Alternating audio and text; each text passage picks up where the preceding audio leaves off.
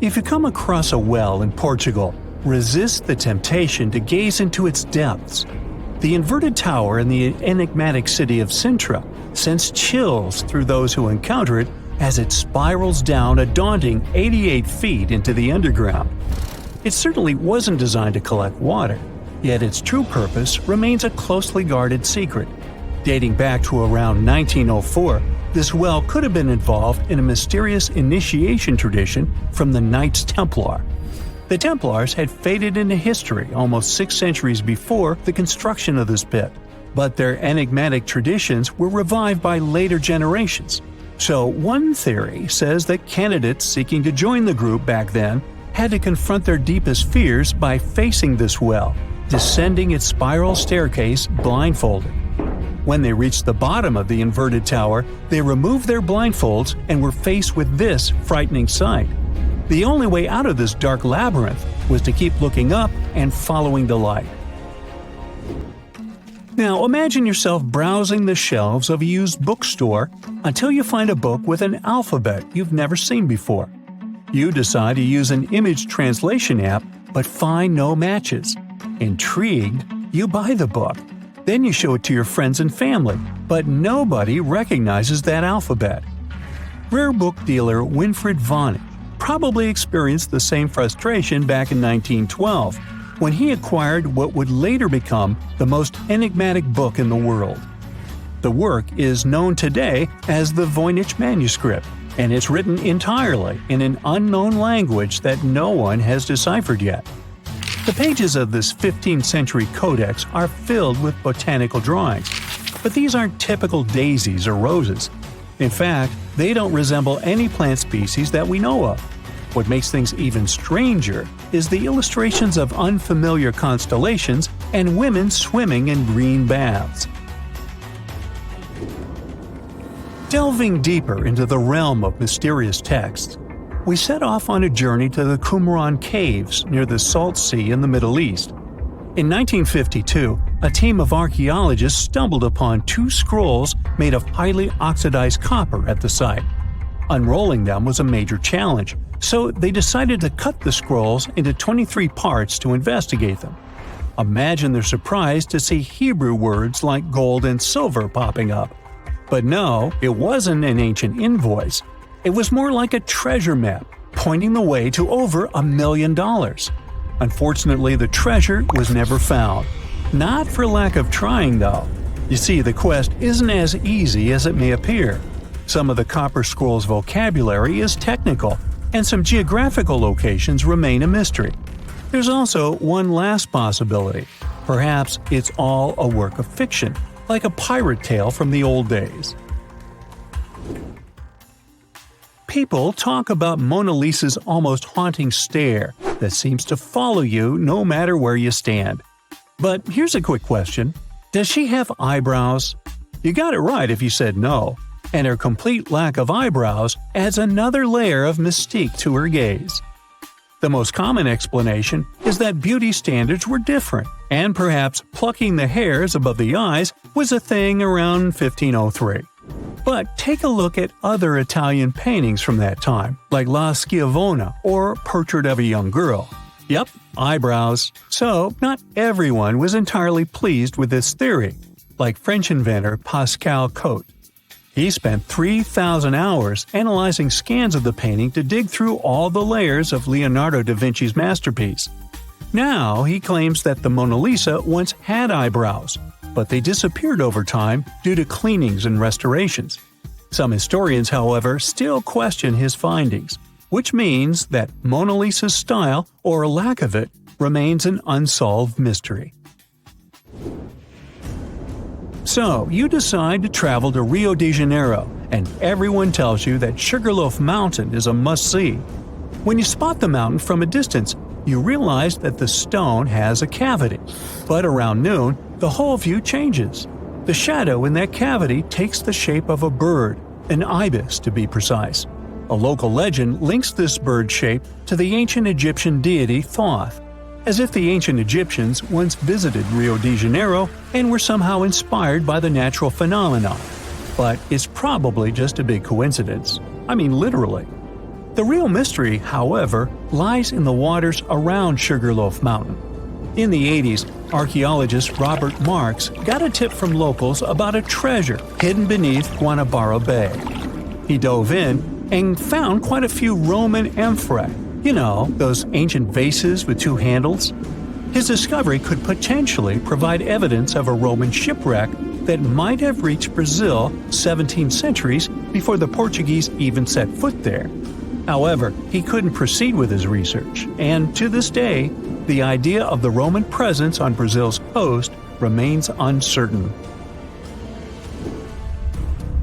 The true location of Cleopatra's tomb isn't the only ancient Egyptian mystery. Many secrets are carved into the walls of ancient structures, like in the Temple of Seti I. Take a close look at this hieroglyph, and you'll notice that it resembles a modern-day helicopter. Look to the right, and you'll see an engraving that looks like a submarine. Odd, right? The most reasonable explanation for this has to do with the legacies of different rulers. When a new pharaoh came to power, they had their own hieroglyphs added over the original ones. But this is still a topic of debate, as some Egyptologists believe that these mysterious hieroglyphs may represent some kind of ancient technology. The same applies to the Dendera light. The image found in the underground passageway of the Hathor Temple is a subject of significant controversy in Egyptian history.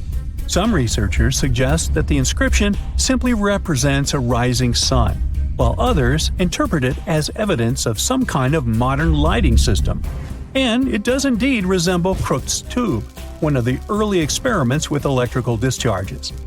Although there's no concrete evidence of ancient Egyptians having modern electricity, some historians believe that this theory could help explain why many discovered tombs don't have any residues left behind from the use of oil lamps or candles. A lot has been said about the mysterious pyramids of Egypt, but many people tend to forget that other inexplicable structures had already existed even before them. Our next stop takes us to Turkey. The top of a hill known as Göbekli Tepe, near the city of Urfa, holds an ancient secret. It features more than 20 circular stone enclosures dated back over 11,000 years. Many of these have heavily carved stone T-shaped pillars adorned with eerie human figures with folded hands. The most accepted theory is that it's the world's first temple, likely used for rituals or social events. But the greatest mystery lies in how it was built, as this site existed before the domestication of animals or the use of metal tools. So the construction must have been very difficult, challenging our understanding of the historical timeline. Now, I hope you're not afraid of heights, because we're about to take a flight over the Nasca lines. You've probably already heard about these massive, mysterious drawings etched into an arid region of Peru.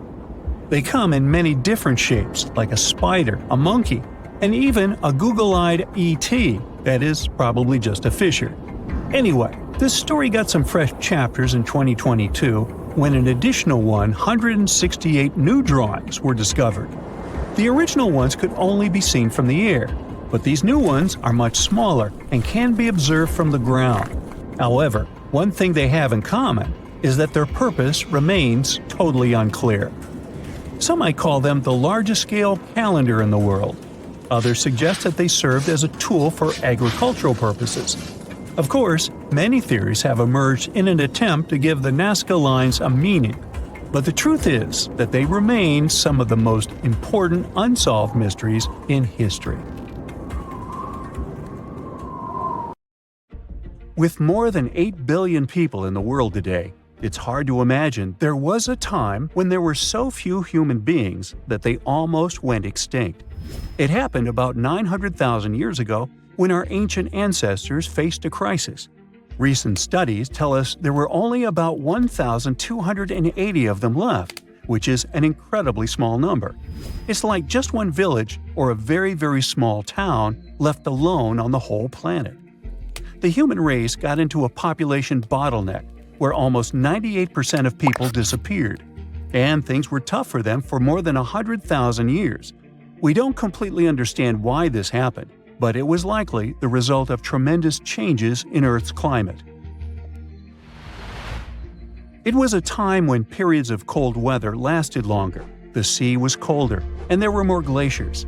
Monsoons were immensely powerful, and yet there was less rain. These changes had an impact on wildlife species in Africa and Eurasia, and many plants and animals that were food sources for people disappeared. But at some point, our ancestors showed their strength and managed to bounce back despite tough times. The numbers started to go up again because people learned how to handle fire better. Plus, temperatures got warmer too.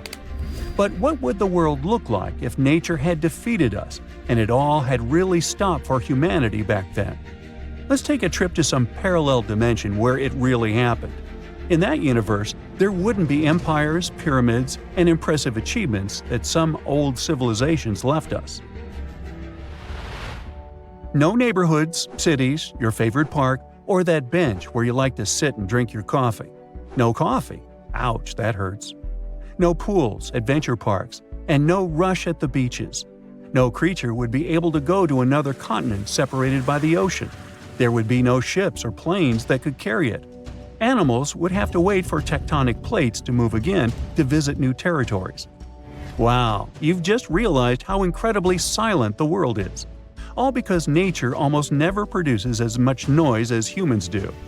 Our buildings are noisy, together with cars, motorcycles, and all other vehicles. If you live somewhere by the airport, you know how much noises planes can make too. And here, no one's phone's ringing. You don't hear music coming from bars or gyms. Wow, look how incredibly blue the sky is. You've never seen a sky like that in your world. The rain and wind scrub the surface of our planet clean, although there's not much work to be done since there's no dust and smog humans produce. I mean, there is dust, but a different kind, one that nature creates. We don't really notice it since we have so many heaters and air conditioning systems that blow air and all that dust around.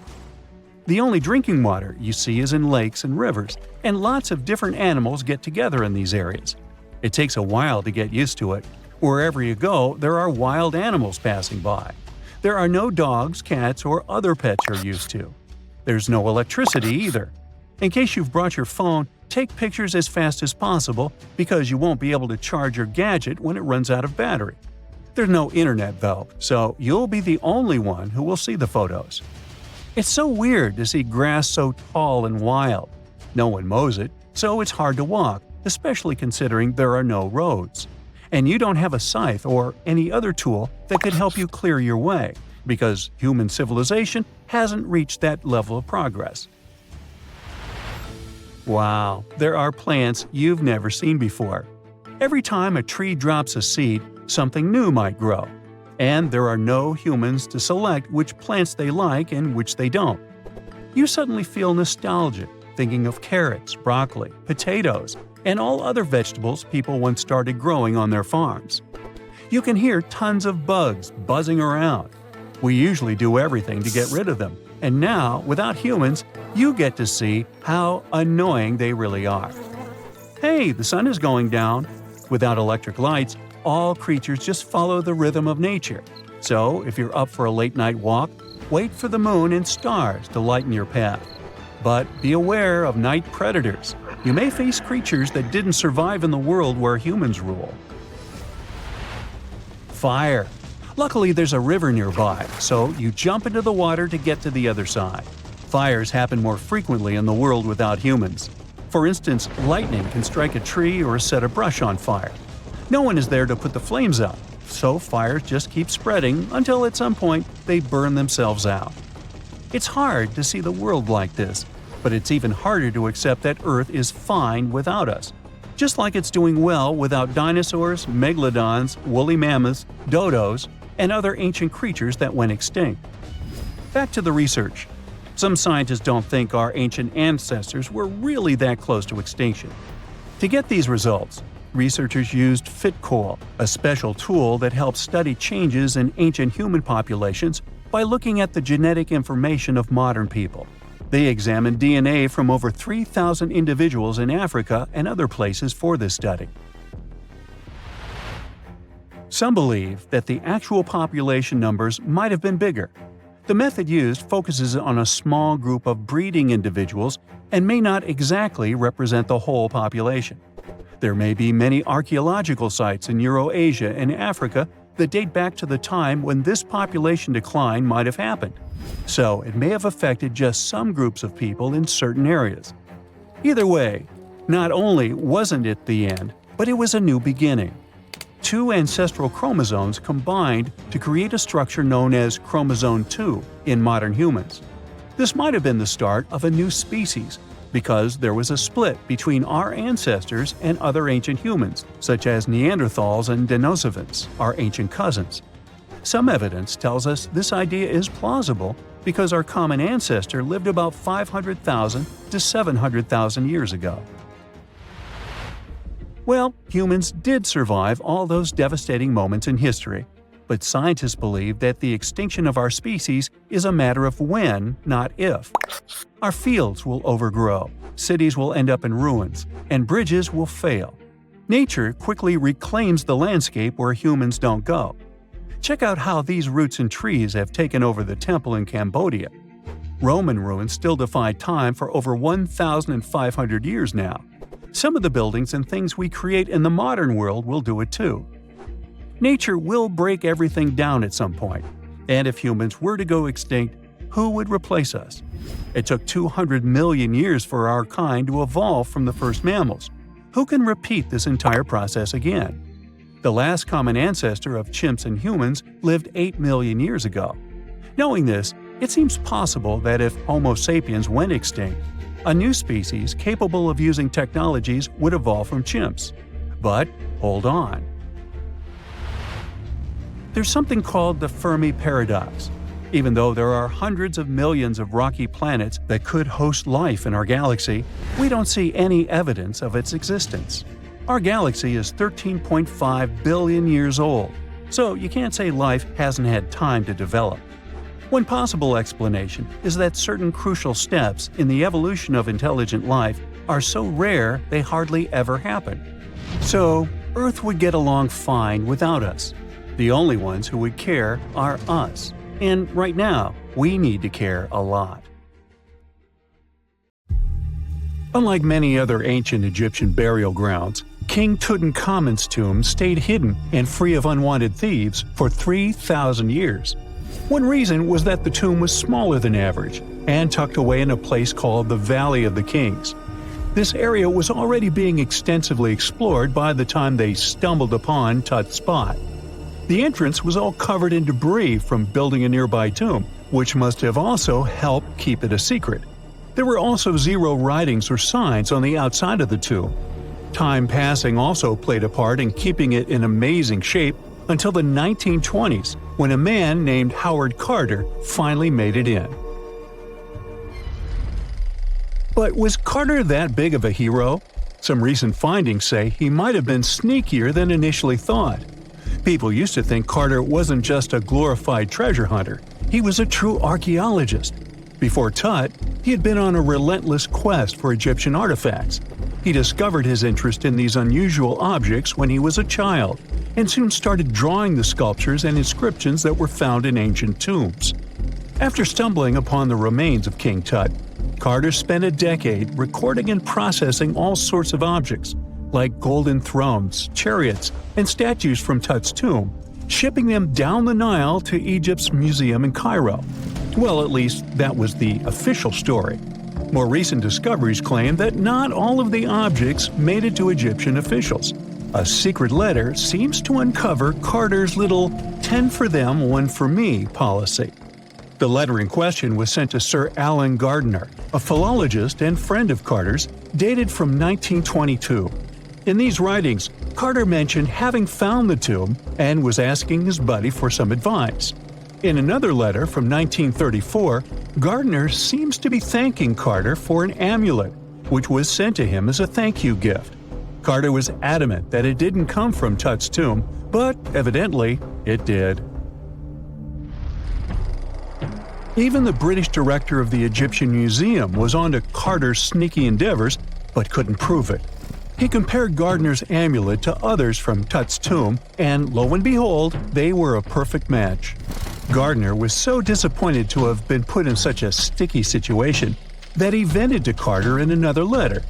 Deciding to be a good friend, Gardner didn't throw the famous archaeologist under the bus. Instead, he advised Carter to take those stolen goods back to Cairo. Just like he'd advise you to like this video and subscribe to the Brightside channel for more amazing videos on the most unique topics in history. It's not the only shady piece of information on Carter's post-discovery behavior. In 1947, a man named Alfred Lucas, who used to work with a controversial archaeologist, gave some information in an obscure journal in Cairo. He claimed that Carter sneakily cracked open the burial chamber door himself. Then he sealed it back up like nothing had happened before the official uncovering. Now, why would he do that? Well, the same theory suggests that Carter and his crew might have entered the tomb early so they could get their hands on some ancient goodies. Obviously, these people couldn't risk having such objects sold while they were still alive, but made sure they were auctioned off after they passed. Carter, though, never confessed to anything. He made no official denial either, but the Egyptian government couldn't risk any more mysterious disappearances, so they prohibited him from entering the tomb for a while. Some have connected this apparent stealing to the curse of King Tut. If you've never heard of it, know that it became quite the scary tale soon after King Tutankhamun's resting place was uncovered. It claimed that anyone messing with the tomb of the boy pharaoh would face some serious bad luck. It's not all dramatic like a mummy going on an aggressive spree, but word got out that the people involved in disturbing King Tut's lair met some mysterious, untimely ends. The main untimely passing related to this supposed curse is that of George Herbert, the 5th Earl of Carnarvon. He was this British aristocrat who helped fund the search for the tomb. He passed away just a year after the tomb was opened. Now, people love to call it mysterious, but it turns out that Herbert was already in pretty bad shape health-wise when he got to Cairo, and he ended up getting taken down by a regular disease. Now, let's talk numbers. There were a lot of people linked to this tomb opening – security guards, archaeologists, and supporting staff. And sure, a few of them did pass not long after the tomb started receiving visitors. As much as we'd like this curse to be true for the sake of, good storytelling, statistically, if you have a bunch of people connected to opening a tomb, you'd expect some passings just by random chance. The average lifespan for those supposedly targeted by the ancient curse was more than 20 years after the spell was supposed to kick in. Herbert's daughter even lived until the 1980s, that's half a century later. And Howard Carter himself lived until 1935, a solid 16 years after the big reveal. Some have suggested that the whole curse was nothing more than a careful PR strategy. You see, when Tut's tomb was found, Howard Carter wanted to make a priority out of keeping nosy reporters away. So he might have come up with a curse hanging over anyone entering the boy king's resting place. But what was stolen from King Tut's tomb anyway? Well, some jewelry to begin with. It might have been snatched by Howard Carter himself, according to a French specialist. He did some intensive research by looking at old pictures taken from inside the tomb back in the 1920s. He compared those images to various objects from museums and auction houses. He soon started to piece together the whereabouts of some of Tut's jewelry. First up, there's this collar that used to be on Tut's chest. It was all broken into pieces, and some parts went via Carter to the Nelson Atkins Museum in Missouri. Meanwhile, other bits ended up on a necklace owned by some unnamed people who tried to sell it in 2015 but failed. Even the Nelson Atkins Museum agrees, as they've confirmed the information on their website. Then there's a headdress piece.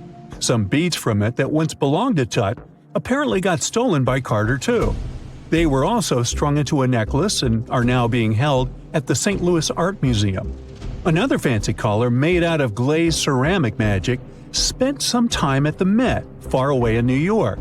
Thankfully, it was sent back to Egypt a bit over a decade ago. This seems to have been, as you'd expect by now, also stolen by Carter. Missing artifacts aside, King Tut still gave a ton of amazing objects that helped us learn more about this incredible ancient culture. Starting with the famous burial mask. It's this massive 21-inch gold art piece with semi-precious stones and glass paste. It weighs 22 pounds and showcases the boy pharaoh with a long beard and a headdress with a cobra and vulture. On the back, there's this spell from an important ancient Egyptian spiritual book that's supposed to make sure it works just as well in the afterlife. Tut was also apparently a board game enthusiast. They found 4 board games in his tomb, some made of ivory. Archaeologists also found a pair of gold sandals, though you'd imagine they were more for show than for comfort. In fact, the pharaoh probably never wore them in his lifetime. Now, speaking of fashion items, it turns out Tut was quite the fancy ruler. They even found a mannequin in his tomb that was used to pick out, adjust, and store his outfits and jewelry. The boy king seemed to have also enjoyed some music, based on the 2 trumpets historians found in his tomb. Though they were played back in 1935 in a BBC broadcast, the instruments are today considered too fragile to be maneuvered. Let's take a walk down memory lane, back to the earliest days of human history when our ancestors walked the earth as nomadic tribes. Consider for a moment what life must have been like for those with impaired vision. For those lucky enough to have only minor sight issues, they could probably navigate their way around without too much difficulty. But for those with severe vision problems, the challenges were formidable. Their productivity and usefulness to their tribe could be greatly compromised, potentially leading to their abandonment. As we settled down and formed communities, the way we treated each other began to shift, and we started to look at those with severe sight issues with a bit more kindness and empathy. However, without the scientific knowledge that we have today, there was limited capacity to provide support. Before glasses were available, those with minor vision problems like nearsightedness were probably not that affected. While their vision impairments might have made certain tasks like hunting or spotting threats more difficult, these individuals could still contribute to the survival of their tribe and therefore were generally accepted by their peers. Over time, as vision progressively worsened, many people learned to adapt. The gradual decline in their eyesight over several years may not have even been noticeable to them, so they developed coping mechanisms, like relying more heavily on their other senses. It's also worth noting that precise vision wasn't as essential then as it is now. For a huge chunk of our history, literacy rates were low, often around 20% or less, and formal education was not essential for most jobs. As such, vision problems did not necessarily affect an individual's ability to work or learn. Most people were not expected to perform tasks that required exceptional eyesight. So, they could get by as long as they could carry out their tasks, which would often be in the form of physical work. It may seem harsh by today's standards, but if your sight was good enough to work on, say, a field, you could at least secure food and income. Fast forward to the 13th century, when the first glimmers of what we would recognize today as eyeglasses began to appear. These early versions of spectacles were fundamentally just magnifying glasses, only serving to help with reading tasks. As the centuries rolled by, glasses grew more complex and began to resemble what we recognize today around the 17th and 18th centuries. Now, let's look at the interesting history of eyeglasses for a bit. Their journey to completion took several centuries, dotted with countless visionaries and their inventive ideas. However, the mystery behind who invented wearable glasses remains unsolved. We do know that our ancient friends, the Romans, were the first ones to unravel the magic of glass and its power to magnify tiny text, giving birth to many magnifying glasses. Fast forward to Italy in the 13th century, where we meet the earliest wearable glasses in recorded history. These had rudimentary lenses crafted by skilled glassblowers, which were popped into frames made of wood, leather, or sometimes even animal horn. and held up to the face or balanced on the nose. As the tech improved during the Renaissance, these contraptions became more common. How do we know these glasses existed, you ask?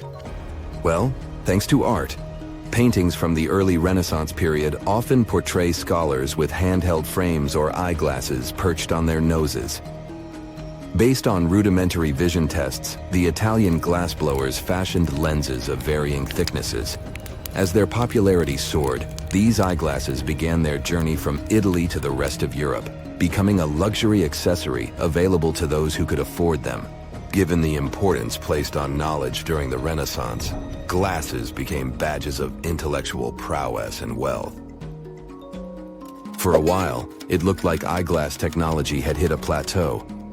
The next significant leap forward didn't happen until the 1700s, when eyeglasses became hands-free with the introduction of temples that extended over the ears. One of the most notable examples of these modern glasses is the Martin's Margins, designed by inventor Benjamin Martin.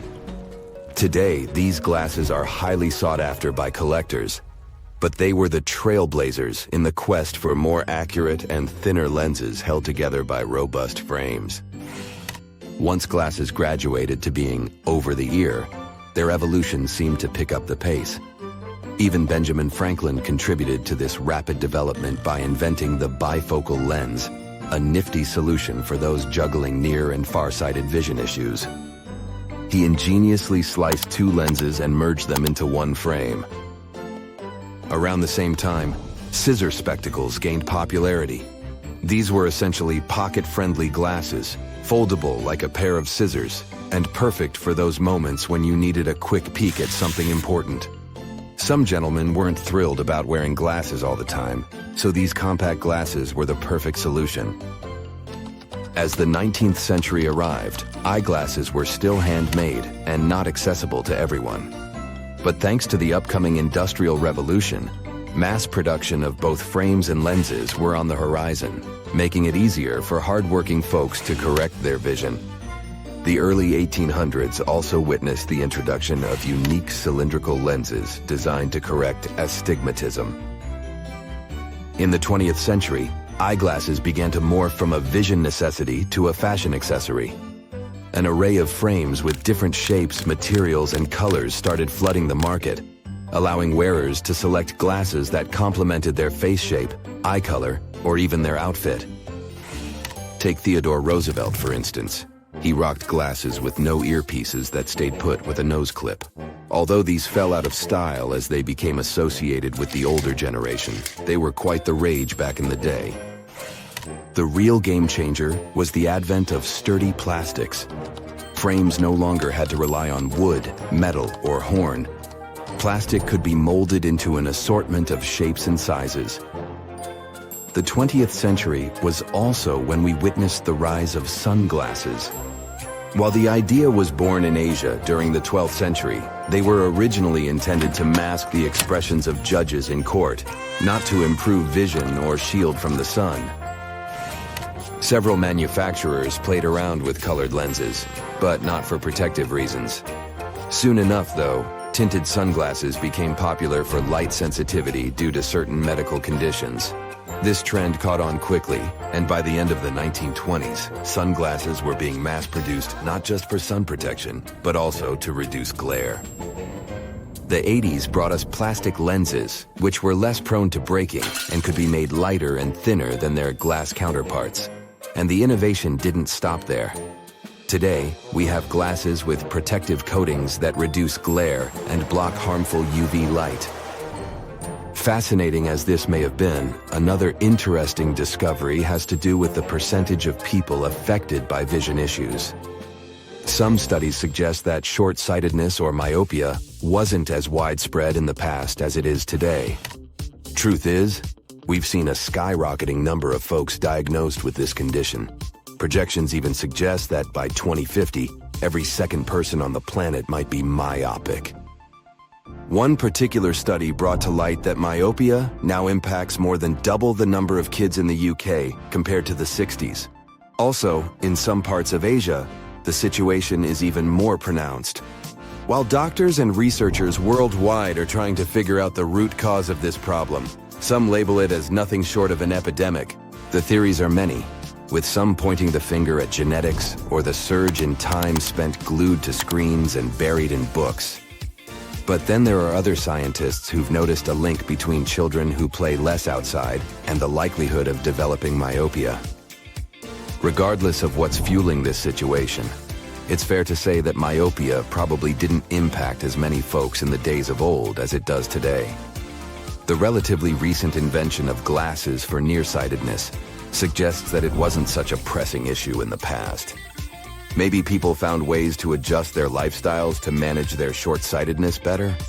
Or perhaps there was a greater emphasis on matching jobs to people's visual abilities instead of hunting for tech solutions to level the playing field. Let's embark on a wild thought experiment. What if we could magically travel to all our ancestors in chronological order? Could we talk to them and actually form some connection? And just how far back can we go while still connecting with them? Well, let's see. Primates were the funky cousins of other mammals. Around 85 million years ago, during the late Cretaceous period, they went their own way and became the first of their kind. Human evolution is very complicated, and we can't draw a distinctive line on where it started. But we're going to start with hominins. Hominins are a group of primates that include all the species leading up to Homo sapiens. So, imagine you hopped in your super cool time machine and landed in the past, way back when hominins were chilling around. What would happen? First off, you'd spot these quirky creatures roaming around with their short, hairy bodies, curious faces, and big eyes. They might look a bit different from you, but that's part of the fun. They were excellent climbers and incredibly curious about the outer world. They munched on fruits, nuts, and whatever they found in nature. And yes, surprisingly, humans aren't meat eaters by nature. Originally, we all were vegans. Of course, with them, you can forget about proper communication. But still, primates are incredibly smart. So, a good old game of charades could do the trick. Mime your way into their hearts with friendly gestures, and they'll be thrilled to see a futuristic traveler like you. These hominins were curious beings, so they'd probably be very interested in you if you were friendly with them and gave them some food. Next, let's move on to Homo habilis and Homo erectus. Their period, the Stone Age, started about 2.6 million years ago. As you can guess, it was the time when we started using stone tools. The Stone Age lasted for roughly 3.4 million years and ended between 4000 BCE and 2000 BCE. It ended with the beginning of metalworking. Homo habilis, or handyman, was like the MacGyvers of the Stone Age. These crafty creatures were the first to use stone tools. And Homo erectus was the upright man. They were a bit more recent. As their name suggests, they were the first to walk on two legs like us. They might have looked a bit different from modern humans, but still. So what were their lives like? Well, they still were true survivors. Homo erectus loved to explore and tinker with things. They made simple stone tools, like sharp rocks for cutting and scraping. They were basically the early inventors. Homo erectus was quite adventurous. They left Africa and traveled to far-off lands, exploring new territories. They were the first ones to set foot in places like Asia and Europe. They lived in caves or simple shelters made of sticks and animal hides. And let's not forget their wild fashion sense. Animal skins and leaves were their trendy outfits. But don't think they just sat around all day. They were hunters and gatherers, seeking out delicious fruits, nuts, and even hunting animals. How would you communicate with them? Well, they used simple grunts, gestures, and body language to understand each other. So, if you met Homo habilis and Homo erectus, you'd be in for a wild ride. You could show them some advanced technology to impress them and teach them some new cool tricks. Next on our list are Homo heidelbergensis and Neanderthals. Homo heidelbergensis was like the cool older cousin of Neanderthals and us. They lived around 800,000 to 200,000 years ago. Picture them as sturdy and strong, with big brains compared to their earlier relatives. They were expert tool makers and loved exploring new places. The Neanderthals lived in Europe and Asia from 400,000 to 40,000 years ago. Neanderthals were super smart, and they had awesome adaptations to cold weather. With their thick, strong bodies and big noses, they could handle chilly winters like champs. Both Homo heidelbergensis and Neanderthals were skilled hunters and gatherers. They'd chase after mammoths and other big game with sharp spears they crafted themselves. But it wasn't all rough and tough. They knew how to have fun too. Neanderthals made art and showed their emotions and connections with each other.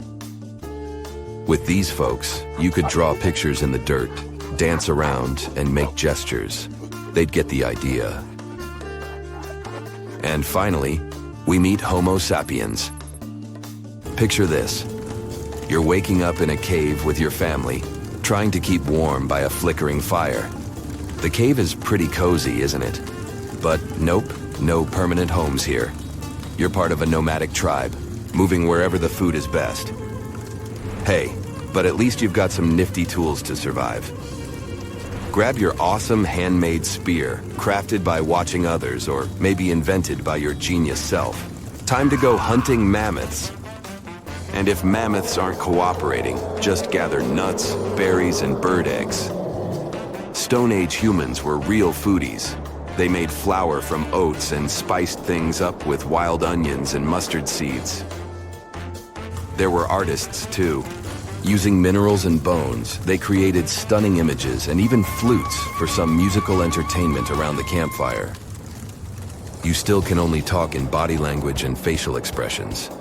But Homo sapiens were smarter than their ancestors, so you could even teach them basic gestures and their meaning, like hands up for mammoth and stuff. Maybe try doing a funky dance or a happy jig. That would get their attention for sure. But this wouldn't be the only way to communicate. Stone Age peeps loved drawing and making flutes, so you could totally join in on the creative fun. Show off your artistic skills with a drawing or two, or maybe even play some tunes. Don't worry, they would be impressed by your skills, even if you aren't that far away from them. But tools are definitely the way to their hearts. If you brought some handy gadgets or cool inventions from our time, they'd be super impressed. Just create some simple tool from the future that can make their lives easier, and they'll love you instantly. So, while you might not be having deep philosophical debates with the Stone Age crew, you can still share some good times. Learning is the way to go. Besides, even though life was shorter back then, averaging around 30 years, it's still enough time to find a partner and have kids. Though, the dating pool might be a bit limited. So let's leave that topic for another time. Just hold on to that axe at night because, well, sometimes our ancestors would eat each other and like to do some head-dumping battles. Yikes. Let's finish our journey with the Bronze Age, just for fun. This cool era lasted from around 3300 to around 1200 BCE, and guess what? They were all about that strong metal called bronze. It's the time when people got creative and started using bronze to make all sorts of cool things. Bronze is a combo of copper and tin, making it harder and more durable than anything else at the time. Awesome civilizations started popping up all over the place. They either made their own bronze by smelting copper and mixing it with tin, or traded for it with other places. So, as you step into this ancient era, you'll be amazed by the sight of bustling Bronze Age cities with majestic bronze gates, amazing markets, and grand temples dedicated to powerful gods. During the Bronze Age, we finally developed languages and writing. Mesopotamia and Egypt were leading the way with their fancy cuneiform and hieroglyphs, the earliest writing systems ever. They were basically the kings of calligraphy. Remember, the language might be a bit different. You'd be hearing unfamiliar words. But with these humans, you can at least use drawings, art, and many other things to communicate. Anyway, this is what meeting our ancestors would be like. What a wild journey through time. So, remember to cherish our past and appreciate the wonders of our modern world. Stay tuned. Can you pronounce this name of the Aztec capital city? Yes, it's quite difficult to say in English and above my pay grade. Okay. It's Tenochtitlan. And Mayan cities are hard to pronounce too. Consider Jaxchilan. They must be part of the same language, right? Well, not really. The Aztecs and the Mayas were among the most famous Mesoamerican peoples. That's present-day Central America. But they didn't speak the same language, and they weren't even the same civilization. The two nations lived in different eras. The Aztecs dominated the region from the 14th to the 16th century. Back in Europe, this was near the end of the Middle Ages. The Mayas came before the Aztecs. Historians believe they started building city-states in the 3rd century. Their peak lasted until the 10th century. Now, this doesn't mean that the Mayas and the Aztecs didn't have contact with each other. But at the time this happened, the Mayas were on a decline, so the Aztecs traded more with their descendants than with real Mayan people. The two civilizations didn't even live in the same place. The Aztecs built their cities in the north of what is today Mexico. The Mayas lived to the south of them in the Yucatan Peninsula. Yes, that's also in Mexico nowadays. But the Mayas inhabited parts of modern-day Guatemala and Belize as well, and they spoke a number of languages. There's a whole Mayan language family they spoke, not just one language. Some of those languages have survived through today.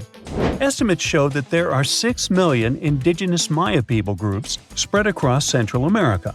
In Guatemala, there are 21 Maya languages recognized by the authorities. Further north, in Mexico, the number of official languages is 29. For the Aztecs, the situation is much simpler. They had a single language. It still has around 1.5 million native speakers, mostly in central Mexico. That's more than any other family of indigenous languages in the region. But is there a chance a speaker of Aztec languages can understand a speaker of the Maya language? Not by a long shot. The two languages are completely unrelated. In fact, they didn't even share the same writing systems. The Mayans were more advanced because they used hieroglyphs. Yep, like the ancient Egyptians. Instead of letters that make up words, ancient civilizations used tiny pictures to symbolize an object or a concept. When the Mayas wanted to write the word jaguar, for example, they would draw a small image of the animal. In total, their writing system had more than 800 characters like this one. Way too complicated compared to the modern way we write down words. But the Aztecs were one step behind the Mayas. They used pictograms and ideograms. Simply put, these are elaborate drawings that mark an object, animal, or concept. Compared to Mayan hieroglyphs, they aren't simple symbols anyone can draw, but true masterpieces of visual art. Only highly skilled painters could draw them. I don't say write because, technically, the Aztecs didn't have a writing system. So you could say that the Mayas were more advanced when it came to language. After all, they had the only known fully developed language in the Americas before the arrival of Europeans. But in terms of culture and economy, the two societies weren't that much different. Neither of them used work animals for agriculture and transport. The main crop for both peoples? You guessed it, corn. What they called maize. Christopher Columbus was the first to transport corn back to the old continent in 1493. The Mayans also cultivated sunflower, vanilla, and cotton. The Aztecs produced chili, beans, and squashes. When it comes to meat, the Aztecs were happy to catch fish and shrimp. The Mayans penned turkey, just like we do with chicken today. The Aztec society consisted of nobles and commoners, all led by an emperor. The Mayas mostly lived in independent city kingdoms, ruled by a king and his royal household. There were no wheeled vehicles in these civilizations. Aztec merchants traveled across Mesoamerica carrying goods on their backs. Not the most comfortable mode of transportation, definitely. We shouldn't think of Aztec roads as the ones we have today. They were narrower because they saw only foot traffic.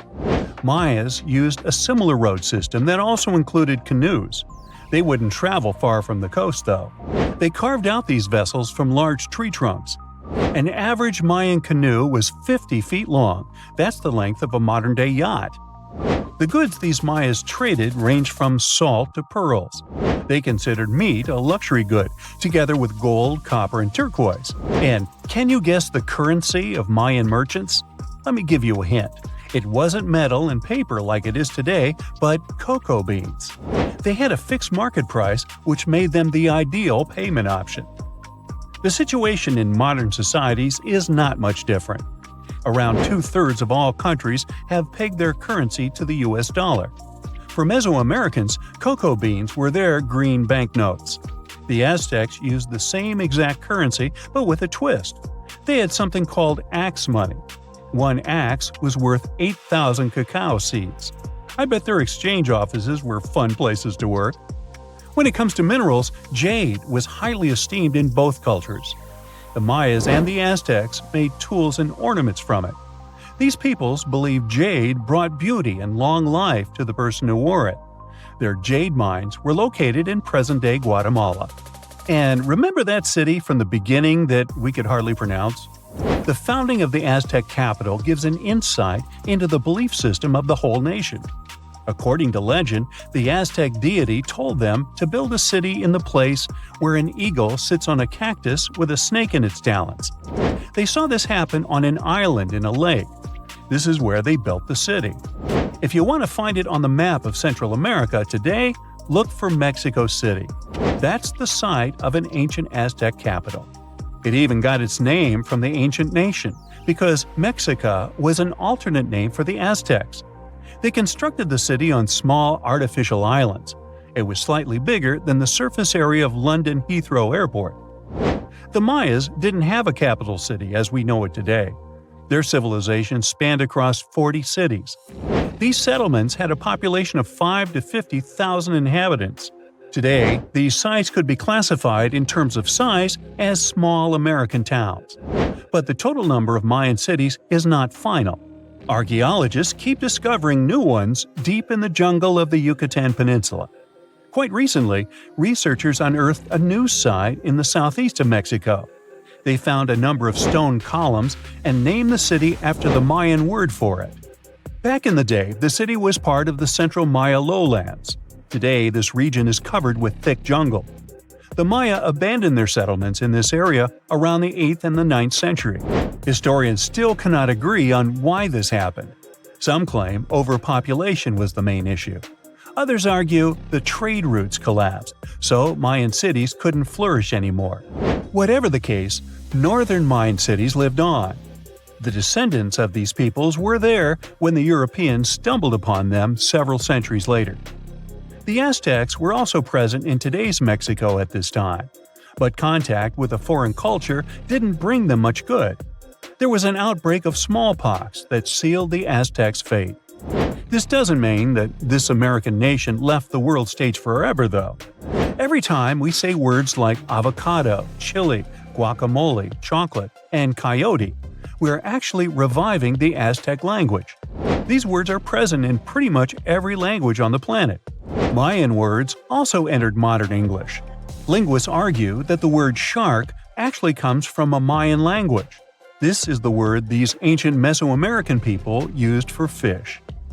Both ancient civilizations left behind pyramids, and they look very similar in style. The only hint that can help you differentiate between them is that there are way more Mayan ruins that still exist today. Finally, regarding maize, or corn as we call it, there's a story among the Maya descendants that their process of harvesting corn back then was called amazing. Get it? Maize? Corn? Okay, I made that up. You're not surprised, are you? At some point in its long and very interesting history, our dear planet Earth was sort of snoozing, just doing its planetary thing, spinning around the sun. And then Bam! Life starts getting fancy. Plants and animals start strutting their stuff, showing off their complexity. Fast forward a bit, about 65 million years ago to be exact, and a cosmic disaster strikes, or at least that's what we presume. An asteroid probably smashed into Earth, wiping out the dinosaurs and other big animals. We can't pinpoint specifics about the asteroid, but we do know that it was extremely large and it crashed into our precious planet, creating a dusty mess that settled everywhere. You can still find remnants of that dust layer in sedimentary rocks today. If you dig beneath it, you'll uncover a whole bunch of fossils. These prehistoric creatures were living it up before the asteroid crashed the party. Think of it as the planet going on a cleaning spree, leaving a bunch of empty spaces waiting to be filled. And guess who took the opportunity? Mammals! These furry little critters were the ones to rise to fame. But why is it that this disaster became such a great opportunity for mammals? It's pretty simple, actually. With no big bullies around, they grew, multiplied, and had a population expanse. All kinds of mammals joined to fill in the blanks. Primates, rodents, basically, the whole furry gang. We're talking about placental mammals, marsupials, and even egg-laying mammals, adding some serious variety to the mix. We like to think of primates as our closest relatives here on Earth. What's their story? Well, around 63 million years ago, just a couple of million years after the dinosaurs' final dance, the primates decided it was time for a family reunion. They split into two groups, the dry-nosed primates, who became the cool monkeys and apes we know today, and the wet-nosed primates, who went off to become lemurs and aye-ayes, hey-hays.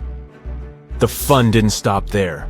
About 58 million years ago, the dry-nosed primates began their own little mission. One special guest called the tarsier, arrived on the scene, featuring big eyes that were perfect for late-night shenanigans. This tarsier took a different path from its primate relatives, embracing its unique niche and evolving separately. To this day, the tarsier is the only primate that feeds exclusively on meat. These little guys have a taste for insects, small birds, rodents, and even lizards. But that's not all that makes them unique. Their eyes are twice the size of their brains. Also, their heads can do a full 180-degree spin, just like an owl. Because of their features, the tarsiers are the true kings and queens of the night. With their superpower of ultrasonic tracking, they can spot their prey instantly. Plus, their legs and feet are like springs ready to launch them into action. They've got this special ankle bone called the tarsus, which gives them those epic leaping skills. Hence the name, if you were wondering. But let's leave these little critters to rest and get back to our story, shall we? About 55 million years ago, the Earth cranked up the heat, literally. This sudden hot pod was a bit too much for many deep ocean dwellers and plants to handle, and they bid their farewells. But hey, every goodbye is an opportunity for something new, right? The oceanic mammals known as cetaceans, saw their chance and took it. They splashed into those empty niches, becoming the rulers of the sea. In this category of creatures, you can find the blue whale and the dolphin. A special primate guest made an appearance around 47 million years ago. Scientists now affectionately call the fossil of such a creature Ida. This little wonder caused quite a stir, initially hailed as the missing link in human evolution. But here's the hilarious part. It turned out Ida was not one of us dry-nosed primates, but a cheeky wet-nosed one. Moving forward to 40 million years ago, this is when another big event happened in the primate world. The New World monkeys, our distant cousins, decided to take a different path and branch off from our lineage of Old World monkeys. They packed their bags and set off to conquer South America, where they're still living it up today. What's the difference between the two, you might ask? Well, one crucial thing that sets them apart is the fact that the Old World monkeys had nostrils that pointed downwards. Around 25 million years ago, another troop of apes entered the scene, and these guys had something special, the lack of a tail. These unique creatures would go on to become our closest relatives. We're talking apes and great apes, the cool gang who share a whole lot of genetic similarities with us. The first ape to break free from the monkey madness was the gibbon. About 18 million years ago is when this little acrobat swung into the picture. A few million years later, the great apes made their grand entrance too. Orangutans were the pioneers, venturing into the wilds of southern Asia. We're getting closer and closer to the present. It was 7 million years ago when the great apes took a major fork in the evolutionary road. One path led to our ancestors, the future Homo sapiens, and the other path led to chimpanzees and bonobos. These two primate branches remained united for a few million years before finally going their separate ways. 5.6 million years ago, a game-changing ape called Ardipithecus made its way into our evolutionary history. It had a special talent, bipedalism. That's right, this was one of the first apes to walk on 2 feet, probably making its primate buddies raise an eyebrow or two. The real showstoppers, however, arrived around 4 million years ago, the Australopithecus crew. These were the earliest members of the Hominina hominina subtribe, our tribe. What made them so special? Well, probably the fact that they brought some serious tools to the game. Stone tools, to be precise. It seems that at some point in their evolution, these clever primates started using stones to make their lives easier. Now here comes a crucial turning point in our story. About 2 million years ago, our ancestors faced a food shortage. Survival of the fittest was the name of the game, and 2 strategies emerged. Group 1 went for stronger jaws, allowing them to chomp on tough foods like nuts. Group 2 had a different idea. They opted for weaker jaws, but bigger brains. They wanted access to a wider range of food options. Obviously, the bigger-brained group took the prize. And here's where our gang comes into play. Around 2.5 million years ago, a type of primate also known as handyman made its mark on history. These clever beings had larger brains and knew how to put those neurons to good use. About 1.9 million years ago, a new star emerged, Homo erectus. These creatures not only walked upright, but also had brains that were almost twice the size of the handyman's. They took the world by surprise, becoming the first of our direct ancestors to venture out of the African continent. They even knew how to tame fire. Approximately 700,000 years ago, the world witnessed a culinary revolution. The earliest evidence of cooking appeared. And around 500,000 years ago, our ancestors decided it was time to become a bit more fashionable, donning the first evidence of clothing. Our very own species came to be just 300,000 years ago. Told you we were late to the party. But the world was never the same after the appearance of Homo sapiens, the anatomically modern humans. Alongside our other relatives, we emerged, ready to conquer the world with our innovative minds and complex societies. The exact path of our evolution remains a bit of a mystery. But what we do know for sure is that Neanderthals joined the party around at some point too. As Homo sapiens flourished, so did our capacity for language. Modern speech is believed to have emerged almost hand in hand with our species. We started expressing ourselves, sharing stories, and shaping the world with our words. So, there you have it. It took 13.8 billion years of cosmic history for humans to make their entrance. Think about it. 99.998% of the time since the Big Bang, we weren't even around. Our species, Homo sapiens, is the toddler of the Earth's family, existing for just the tiniest fraction of the universe's timeline.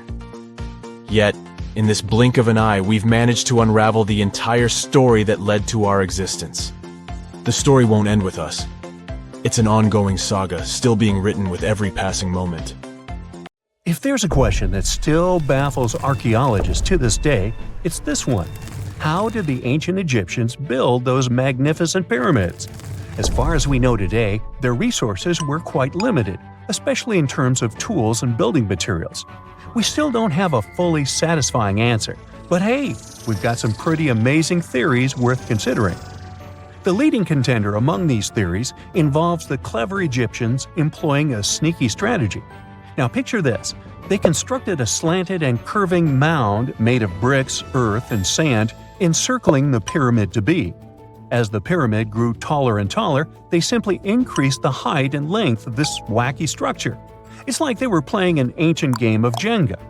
Now, how did they get those massive stone blocks up there? Well, according to the legendary ancient Greek historian Herodotus, they used sleds, rollers, and levers.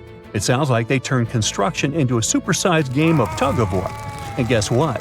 Herodotus also claimed that the Great Pyramid, the one from Giza, the granddaddy of them all, took a whopping 20 years to build. There's more.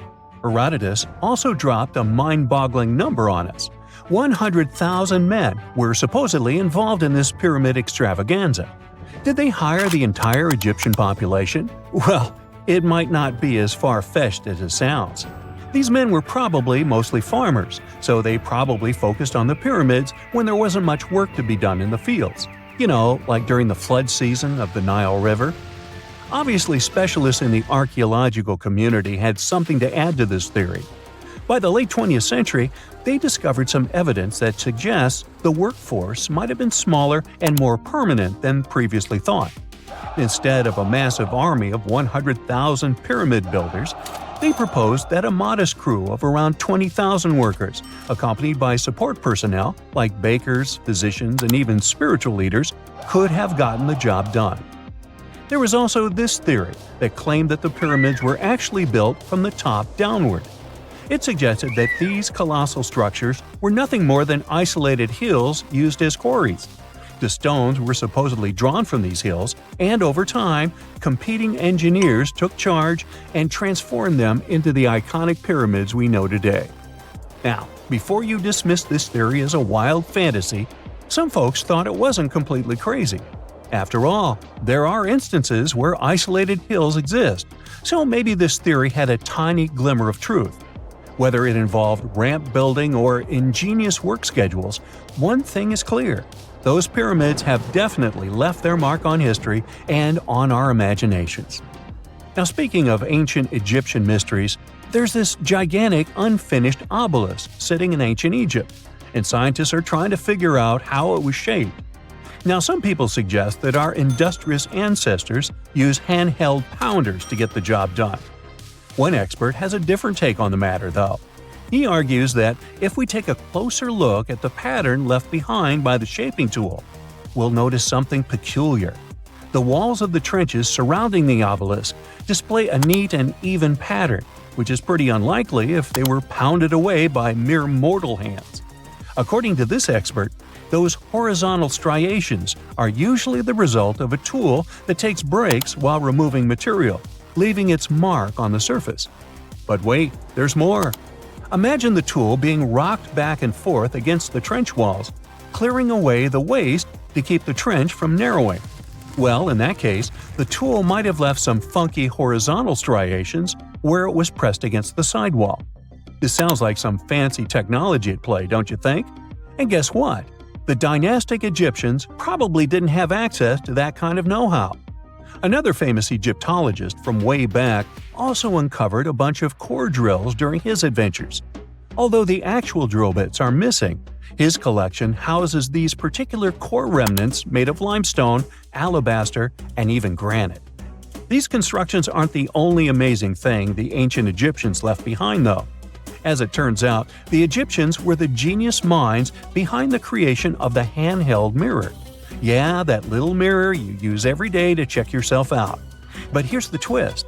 These mirrors are like pieces of art. They were decorated with inscriptions and figures. But that's not all. The Egyptians had a serious concern with their appearance. They knew the importance of personal hygiene and looking fabulous. So, in their quest for pearly whites, they invented toothbrushes and toothpaste. Dental problems were pretty common back then, and their smiles weren't exactly all white. Dentistry wasn't their strongest suit, you see. Maybe their minds were distracted by all that pyramid building. So that doesn't mean those ancient toothpaste recipes weren't amazing. One delightful concoction included rock salt, mint, dried iris petals, and pepper. Some brave dentists in the 21st century tried it out, and it worked pretty well. Ground-up ash was also used in another recipe to create a tooth cleansing paste. Mint was missing, so that didn't do much for their breath. That's when the genius Egyptians came up with the world's first breath mints. They made tablets from heated spices like cinnamon, and they mixed it with honey. Now, let's shift gears to home decor, Egyptian style. They surely took ornamentation to the next level. While the concept of decorating furniture started in Mesopotamia, the Egyptians cranked it up a notch. They went all out with different colors of ink and even developed various weights of paper. Oh, and let's not forget about those cute little area rugs we all have in our homes today. Guess who came up with the idea? Yep, the Egyptians. They used the versatile papyrus plant to make those cozy rugs. And speaking of trends, the Egyptians loved their knickknacks. They had an assortment of small figurines in the shapes of cats, dogs, and people.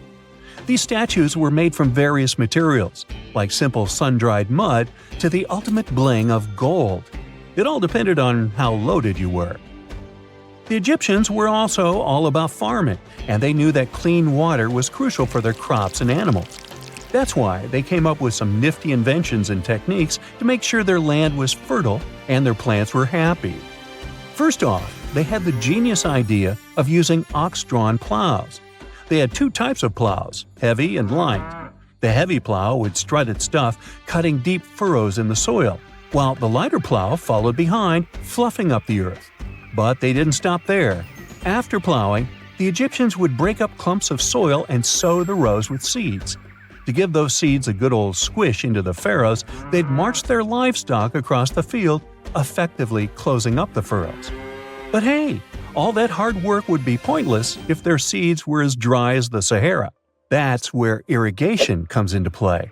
The Egyptians were so good at it that other cultures, like the Greeks and Romans, couldn't help but copy their techniques.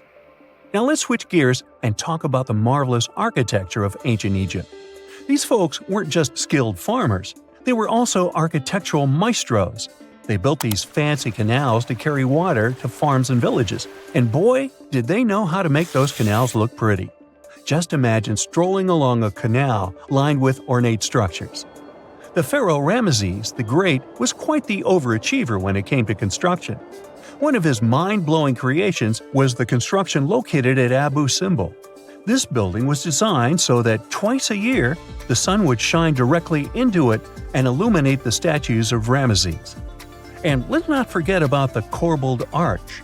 Without this architectural gem, we'd be missing out on some mind-boggling structures like the Great Pyramid. The Egyptians knew how to make things stand tall and proud, thanks to their engineering and construction wizardry. They built grand halls and inner sanctums that make your jaw drop. And some of these temples doubled as astronomical observatories. X-rays are a type of invisible radiation that can pass through our bodies and objects. They're very important in the field of medicine because they allow doctors to see inside our bodies without having to perform surgery. Now, let's dive into how X-rays work. They're a kind of electromagnetic radiation, just like light or radio waves. However, they have much higher energy than light, which makes them able to go through objects that light cannot. Imagine you have a powerful flashlight. If you try to shine it through a wall, the light won't go through because the wall is too thick.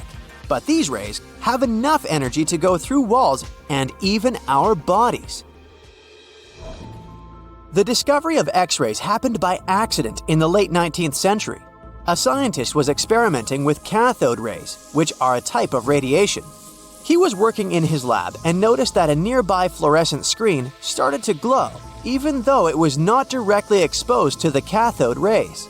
He realized that something invisible was causing the fluorescence, and he named it X-ray, because X is the mathematical symbol for something unknown. He continued experimenting with such rays and discovered that they could pass through many objects, like flesh and bones, but not through denser materials like metal. He also found that X-rays could create images on photographic plates, just like a camera takes pictures. The way this works is quite fascinating. Imagine you're standing in front of a bright light and you hold your hand in front of your face. Your hand blocks the light and you can't see through it. But if you place a sheet of tissue paper in front of your hand, some light will pass through, and you'll be able to see the outline of your hand. X-rays work in a similar way. When a doctor wants to take an X-ray of a part of your body, they will ask you to stand or lie down next to a machine. This device has a special plate that can capture the image. Let's say the doctor wants to further examine your arm. They will place the X-ray plate on one side of your arm and the machine on the other side. Then, the machine will produce a controlled burst of X-rays that pass through your arm. Remember how we talked about the tissue paper allowing some light to pass through? Well, in this case, some of those X-rays will go through your arm, while others will be absorbed or blocked by the denser parts of your body, like bones. The plate captures the X-rays that pass through your arm, and it creates an image.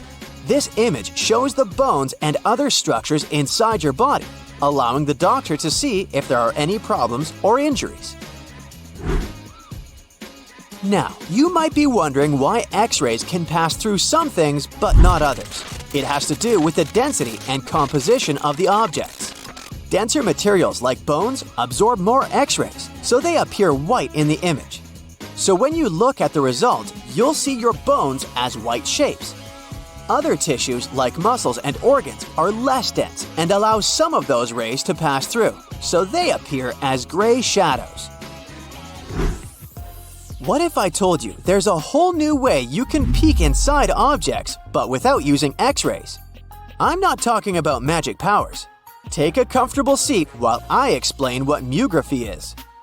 This fascinating scientific technique allows us to see inside objects and even beneath the Earth's surface using a special type of particle called a muon.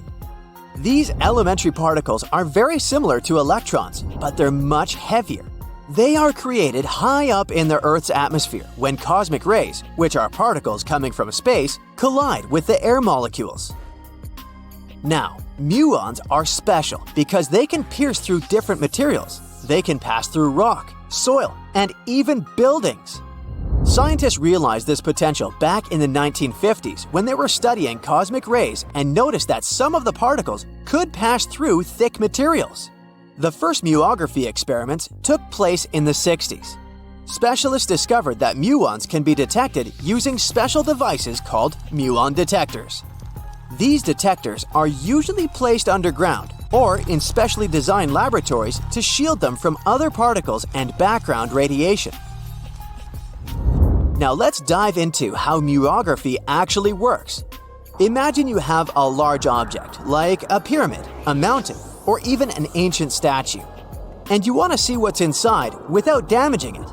First, detectors are positioned around the object or in the area you want to examine. These detectors are sensitive to muons and can track their paths. When such a particle passes through a detector, it leaves a trace, like footprints in the sand. By collecting data from multiple detectors, scientists can reconstruct the paths. Here's where things get really cool. The Earth's atmosphere acts like a natural filter for muons. It turns out that the more massive an object is, the more particles it will block. So, if you have a large, dense object like a mountain, fewer muons will pass through it compared to a smaller, less dense object, like an empty box. This difference in the number of particles that reach the detectors can give us clues about what's inside the objects. Scientists use computer algorithms and mathematical techniques to analyze the data and create images. These images represent the density distribution of the object being studied. It's like creating a map that shows where the densest areas are and where there's gaps inside the object. The concept of muography is similar to using shadows to understand the shape and size of an object. Imagine you're standing in front of a bright light and you place your hand between the light source and a wall. You'll see a shadow of your hand on the wall. Based on the shape and size of the shadow, you can get an idea of what your hand looks like, even though you can't see it directly. This technique has been used to study various objects and structures. For example, scientists have used it to explore the inside of volcanoes and pyramids, and even to investigate the structure of mountains and the Earth's crust. With the help of this amazing technique, scientists have now uncovered new information about the Great Pyramid of Giza. They discovered something that had eluded tomb raiders for centuries. They found a hidden chamber. And guess what they named it? The Big Void. Yeah, I know, not the most creative name. They even used 3 different muon detection techniques just to be super sure that it was indeed a big, mysterious void inside the grandest pyramid of them all. Once news got out about this mind-boggling discovery, Egyptian authorities couldn't resist the temptation to explore further. So they brought in an endoscope camera to confirm the existence of this epic void.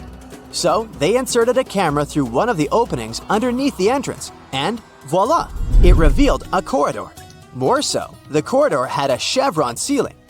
I can't help but imagine the ancient Egyptians using it as a cool dance floor. Another team of scientists decided to take another shot at scanning this newfound void. According to them, the Great Pyramid of Giza is a pioneer in the pyramid game. It used a technique called chevron to cover internal structures and keep them from collapsing. Now, why did the ancient Egyptians build this corridor and the grand void it leads to? One theory suggests that the corridor was built to relieve pressure inside the pyramid. Another theory says that the void could be a result of the pyramid's construction process.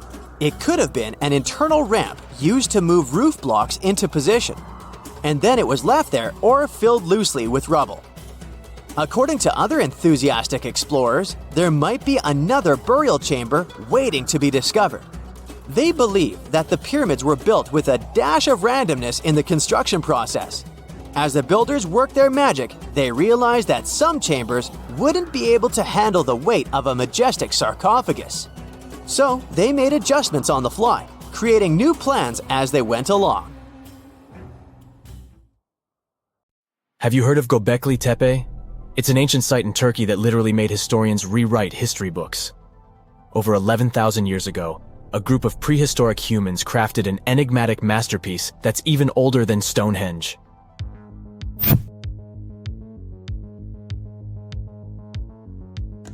Before its discovery, archaeologists believed that people didn't know about iron and weren't good at making pottery. They were sure that settled life only emerged with the need for agriculture. But Göbekli Tepe changed this belief.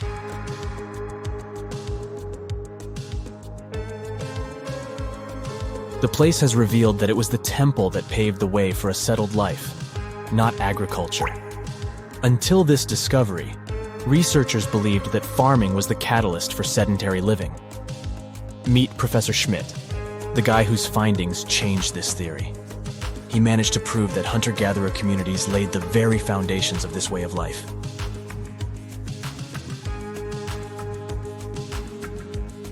Back in the 1960s, other archaeologists visited the area, but they totally missed the mark.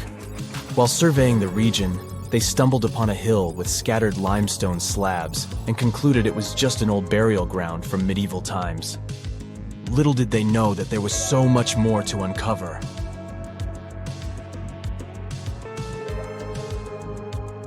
In 1994, Schmidt embarked on his own survey of prehistoric sites in the area.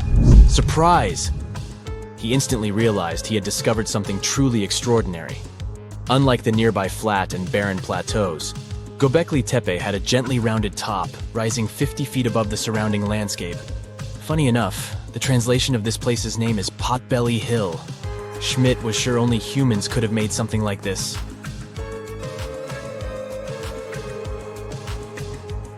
Those broken limestone pieces that were mistaken for gravestones turned out to be way more exciting. It was like stumbling upon a hidden treasure. The pieces took on a whole new meaning, and Schmidt with his team was about to dive into the secrets waiting beneath the surface. To their surprise, they found no traces of a settlement.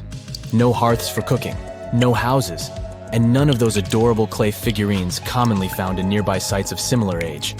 However, they uncovered that those ancient people used tools like stone hammers. So, Schmidt and his team put their heads together and took a wild guess at the age of Göbekli Tepe's stone structures. Their estimation got backed up by some limited carbon dating done right at the site. The ancient vibes of this place were finally starting to make sense. It was like a puzzle slowly coming together.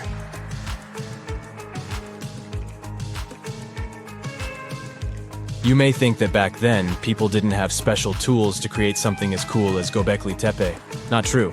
Turns out, these prehistoric folks used flint tools instead of fancy metal chisels. They were also skilled at chipping away softer limestone and crafting pillars right on the spot. Afterward, they carried the pillars a short distance to the summit and placed them upright. Once the stone rings were complete, they covered them with layers of dirt. Over time, they added new rings, and voila! You've got a cool hill to impress people in the future.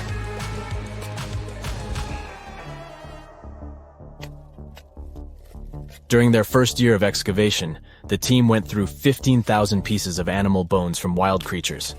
These people didn't have pet animals or grow their own food. They hunted wild animals for their meals. But things were about to change, because the place had everything they needed to start farming. Scientists say they had wild sheep and wild grains that could be domesticated. And guess what? Just 20 miles away, geneticists found evidence of the world's oldest domesticated strains of wheat at a prehistoric village.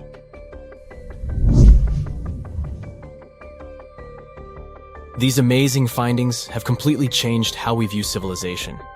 In the past, experts believed that people needed to learn how to farm and settle in one place before they could build temples and develop complex societies. But guess what? Schmidt's research flips that idea on its head.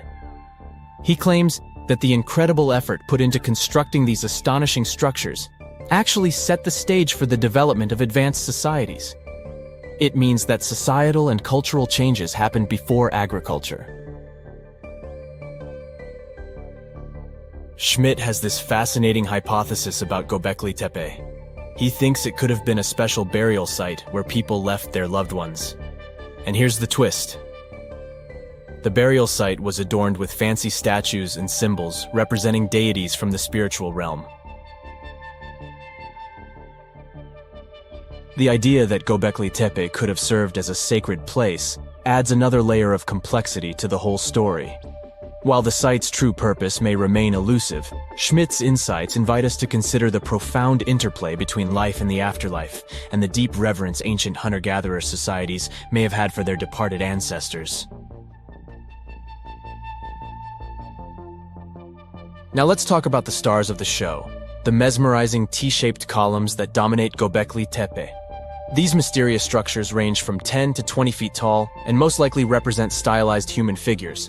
But one figure stands out from the rest, the three-dimensional lion relief. This depiction really fires up our imagination. Why? Because it hints at the possibility that lions roamed Anatolia during the Neolithic period.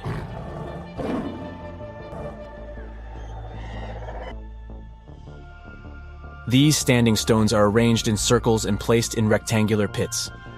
Each circle has a similar setup. Two big T-shaped pillars in the center, surrounded by slightly smaller ones facing inward.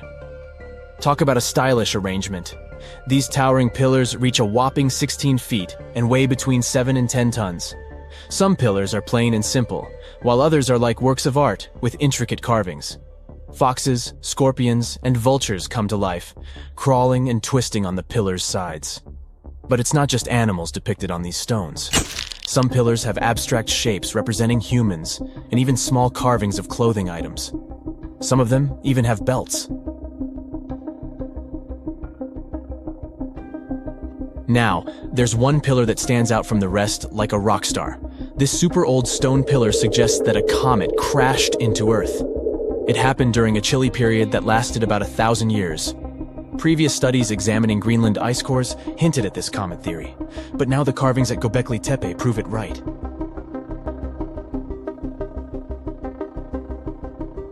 The carvings on the pillars are like a historical comic strip. They even show a headless human figure. Researchers fed the images into a computer and discovered their connections to constellations, indicating that this temple might have been an ancient observatory. It's like our ancestors were trying to document this cataclysmic event in their own unique way. Archaeologists have been excavating and researching Göbekli Tepe since the mid-1990s, peeling back layers of history and providing us with a deeper understanding of the intricate relationship between various elements. They have no plans to stop the whole process for another 150 years. Who knows what else they'll find? You see, Göbekli Tepe has been labeled purely as a ritual site with no signs of domestic activities. We were led to believe that the absence of water meant it couldn't support semi-sedentary communities. But scientists believe it's time to shake things up and approach Göbekli Tepe with fresh eyes. It's time to question what we believed before and use new evidence and different ways of thinking. Like, there might have been a group of people living in the area who didn't stay in one place all the time. They moved around a bit but still had their own civilization, living in the area semi-sedentarily. Göbekli Tepe is not just home to a single temple, but an astounding collection of over 20 ancient structures. As archaeologists delve into the depths of this wonder, they are unraveling its unique layout, featuring two prominent focal points at the heart of each establishment, complemented by smaller structures and dividing walls.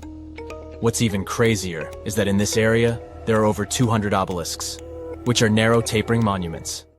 The authorities in a town in northwestern Poland decided to build an observation tower in a public park. Nothing special about that, right? It wasn't until a local archaeologist started digging.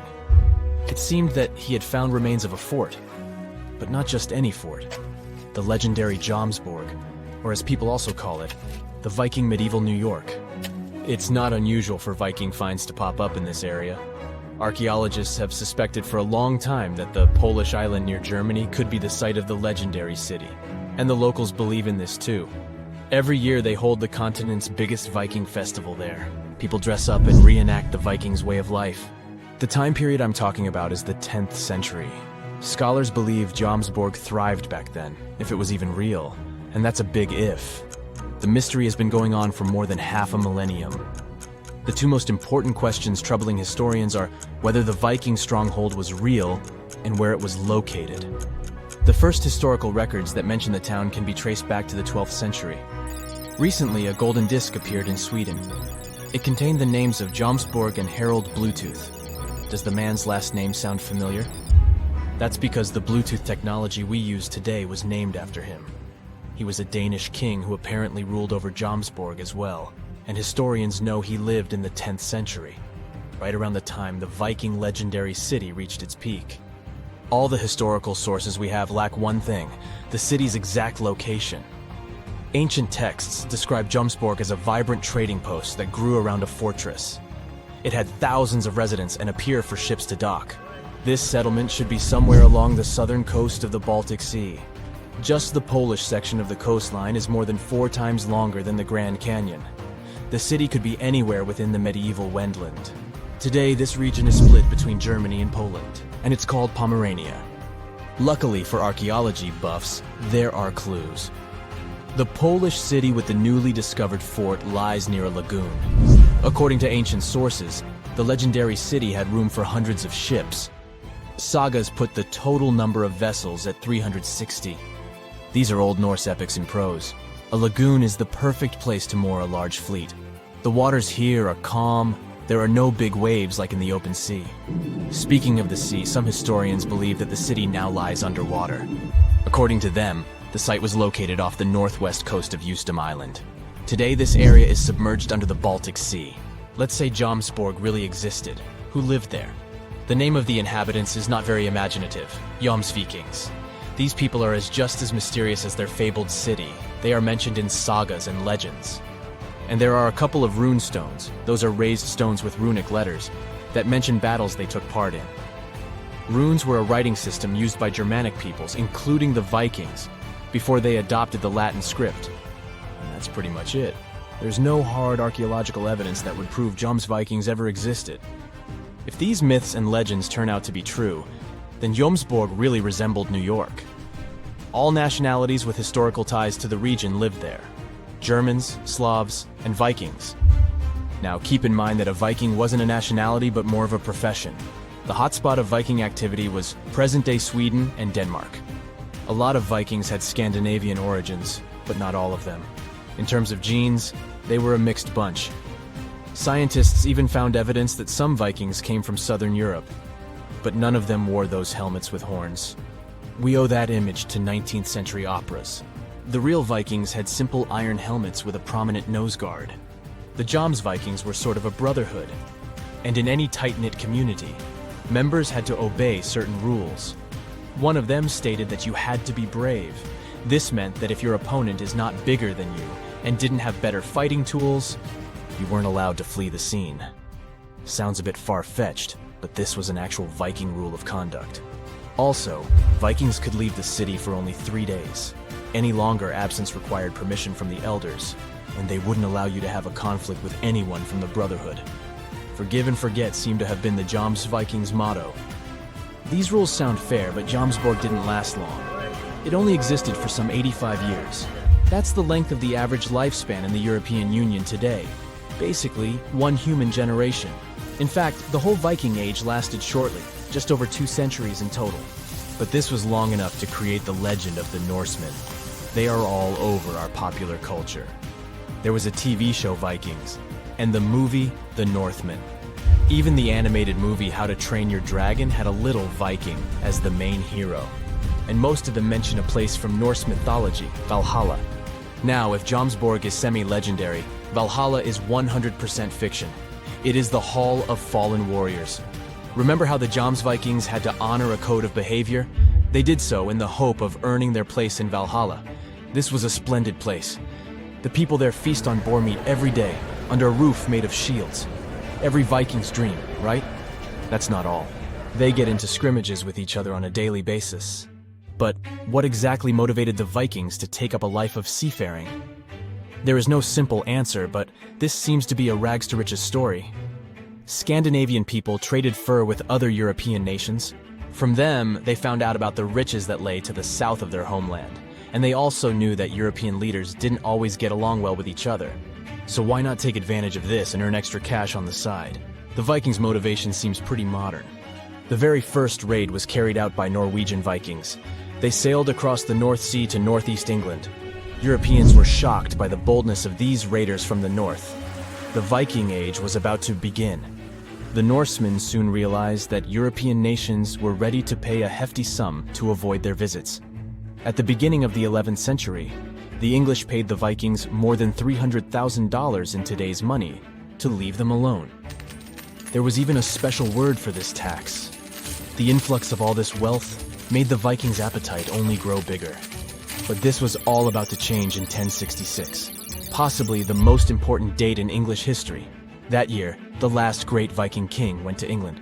However, he couldn't find victory at Stamford Bridge. Yes, the place where the Chelsea Football Club plays its matches today. After the Norwegian king lost, the number of raids decreased. The Europeans were better equipped to defend themselves. The Viking Age slowly came to an end. But this didn't mean that the Vikings were gone forever. They stayed in Iceland for 400 years. The island was largely uninhabited before they came in the 9th century. And in England, the Vikings left their trace in place names. Every town that ends in "by" was first settled by these Scandinavians. There are around 2,000 place names across Great Britain and Ireland that can be linked to the Vikings. And can you guess which part of France has the most Viking-related toponyms? The name says it all: Normandy. The mouth of the River Seine is where most Danish Vikings settled in the 9th century. From there, they sent several raiding parties to Paris itself. Listen to this: Neanderthal fiber technology. Nope, I'm not joking. The concept is real. In 2020, a team of scientists published a paper that redefined the way we saw our closest ancestors. A find in France changed archaeology forever, and it wasn't the first time something like this had happened.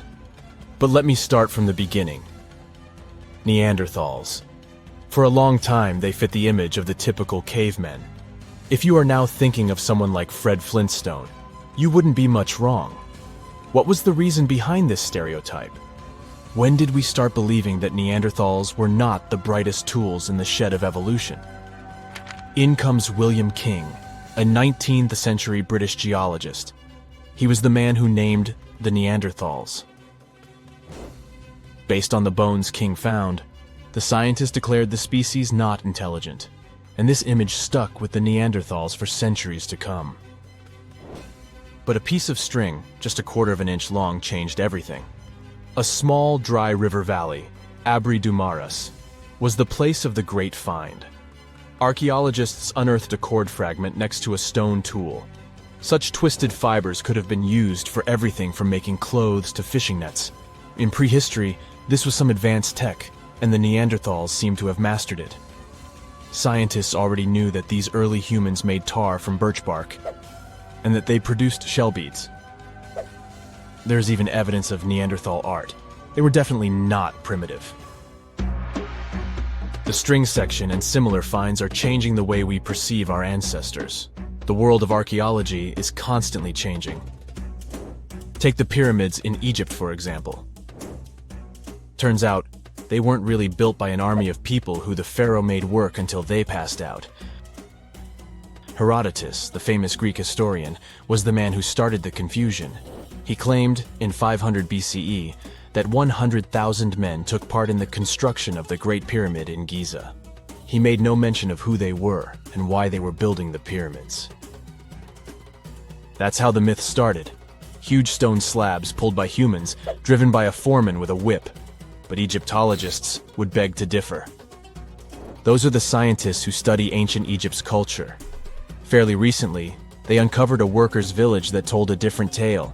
Yes, there was evidence of hard work on the workers' bones, but the construction industry is demanding even today. It took almost 6 years for 12,000 workers to complete the world's tallest building, Burj Khalifa. Back in Egypt, 3 times more workers finished the Great Pyramid in around 2 decades. An impressive feat of ancient engineering, wouldn't you agree? Superiors looked well after the Egyptians who built the pyramids. Their diet was rich in protein. They had medical care and they got paid properly. In fact, they lived better than the non-working population. And they lived with their families near the construction site. Archaeologists know all this because they unearthed bakeries and dormitories with bread jars and other goodies. Looks like the pharaohs were okay employers after all, and the job market wasn't that terrible. They also kept detailed papyrus records of the build and hieroglyphs. You and I wouldn't stand a chance of reading these letters that resemble images. Egyptologists had the same problem. For over a millennium, no one had used this type of font. And it's not like there was an English ancient Egyptian dictionary you could open and find meanings of words. But all this changed in 1822. A couple of decades before, the French found a broken slab of black granite. The stone contained one text in 3 scripts: Ancient Greek, Egyptian hieroglyphs, and Demotic. The last one was also the Egyptian language, but in a simplified script. Scientists dated it back to 196 BCE. The content is a religious proclamation. A French philologist and Orientalist, Jean-François Champollion, was the first one to crack the code. You see, people haven't forgotten ancient Greek letters. The Frenchman successfully matched the Greek letters with the ones in the Egyptian script. And voila, we were finally able to read hieroglyphs. The name of the piece of granite that made it all possible was the Rosetta Stone. The importance of its discovery went beyond archaeology. The word Rosetta Stone even entered the English dictionary. It represents a discovery that helps people understand an enigma that has been puzzling them for a long time. There are similar games. A symbol is attached to a particular message. Then you have to decode the message by replacing the symbol with a corresponding letter. In a nutshell, this is what scientists did with the Rosetta Stone more than 2 centuries ago. Do you know what is the oldest deciphered language in Europe? It has an unattractive name, Linear B. The script belongs to the Mycenaean Greek language. It predates the ancient Greek alphabet by several centuries. You can easily guess which script it is descended from. Linear A. The people from Crete used Linear B more than 1,000 years ago. During the Late Bronze Age, the Greek civilization that used the script vanished. There was no one who could read Linear B, and more importantly, no one knew it existed in the first place. This was about to change during the first years of the 20th century. a British archaeologist by the name of Sir Arthur Evans excavated a vast palace complex at Knossos, Crete, Greece. This was the center of the Minoan culture that created the enigmatic script. The palace boasted some 1,300 rooms. They had colorful paintings of dolphins, griffins, and bulls.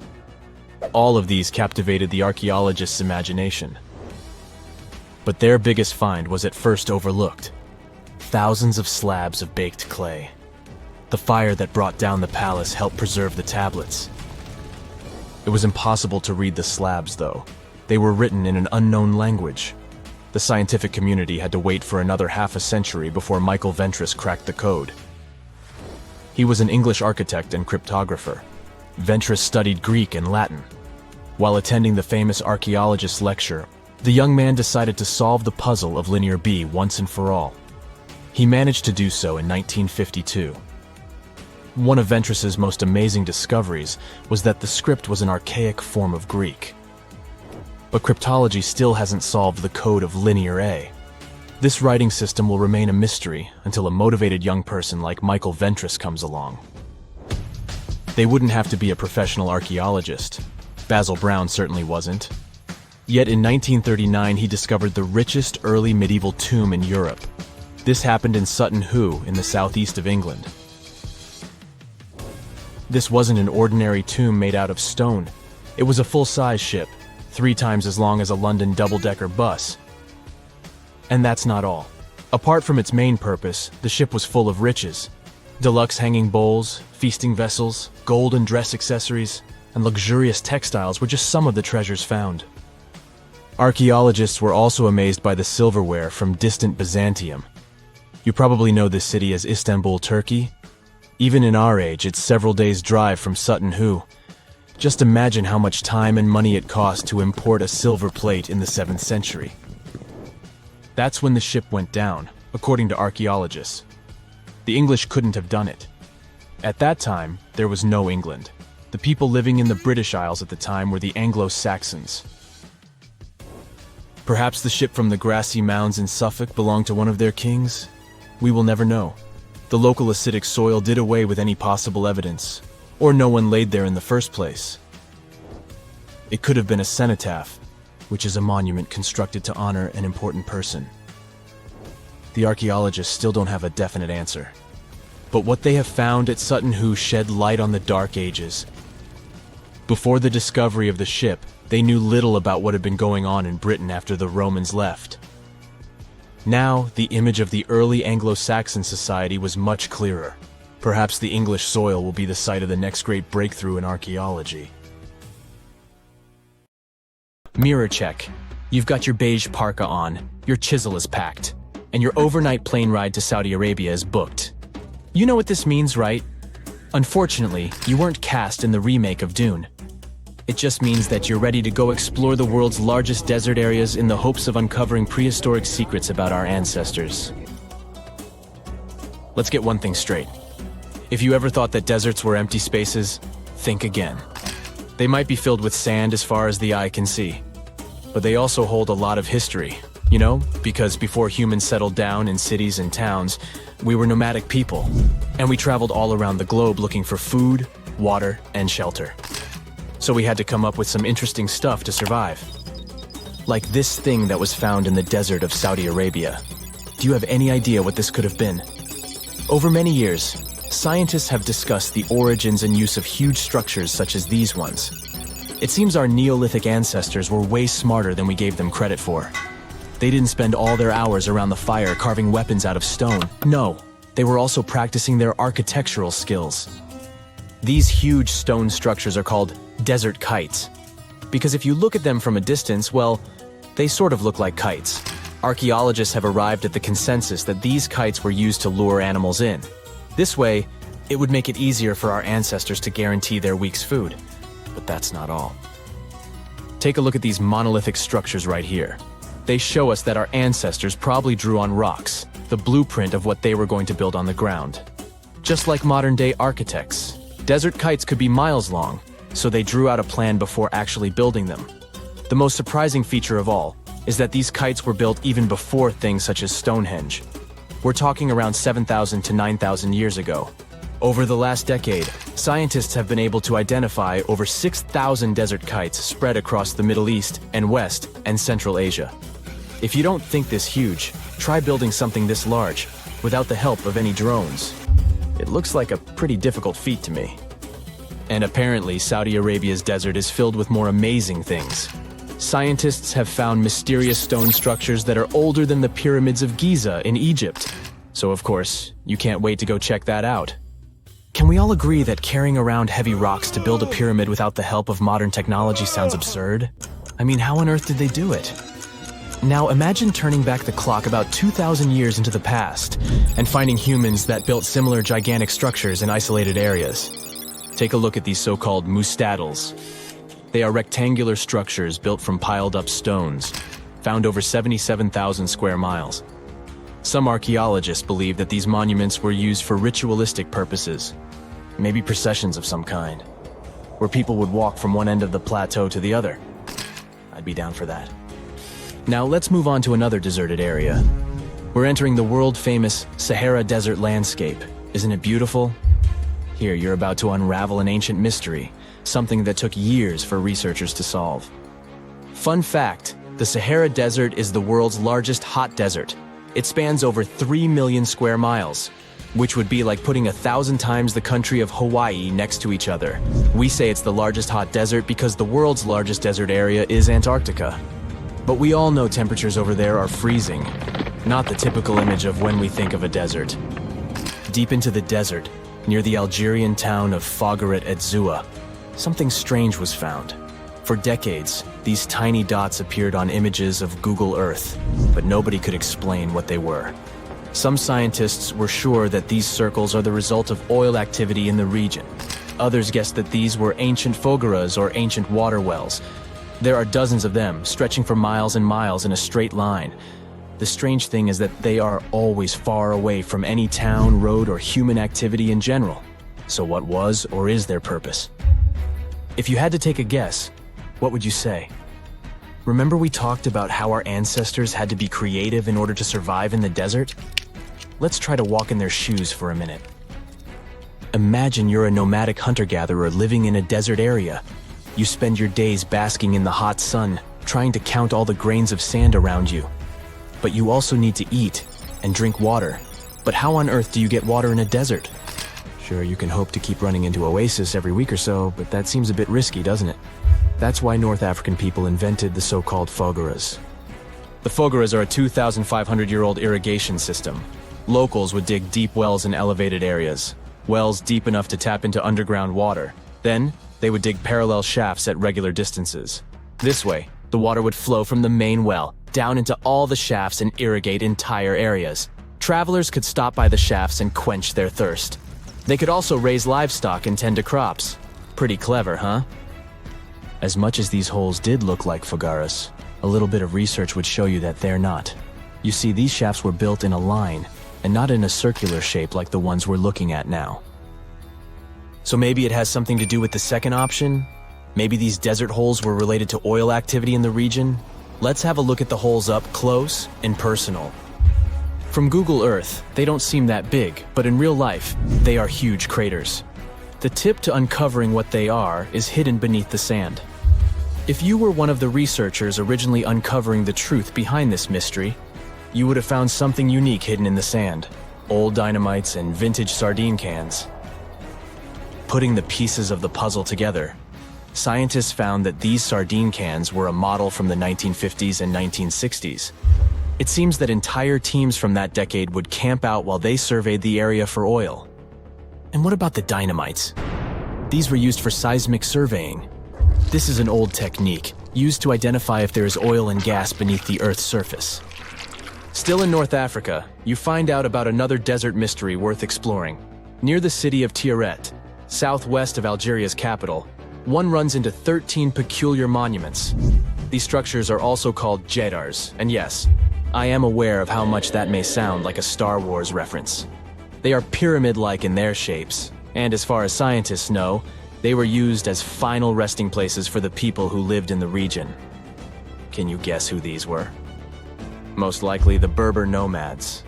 And since we're talking about ancient stuff, They were probably built between the 4th and 7th centuries CE.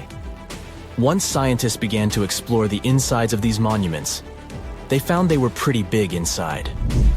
They found large underground vaults, chambers, and labyrinth-like corridors that gave way to over 20 compartments. It could take you up to 2 hours to walk around in them, and apparently our ancestors also used its walls to depict images of animals and hunting scenes. There's no definite proof of what these jadars were used for, though. This is so neat, huh? I'm sure that our world's desert is filled with many more mysterious things for us to unravel. I guess I'll see you next time so that we can continue our explorations. You know, a lot happened in the first millennium CE. Sure, we're talking about 1,000 years worth of human history. If you'll remember from school, you'll know it was the time of the rise and fall of the Roman Empire. It was when humans saw the transition to the intense times of the Middle Ages. And some say it was the apex period of the Mayan civilization, all the way in Mesoamerica.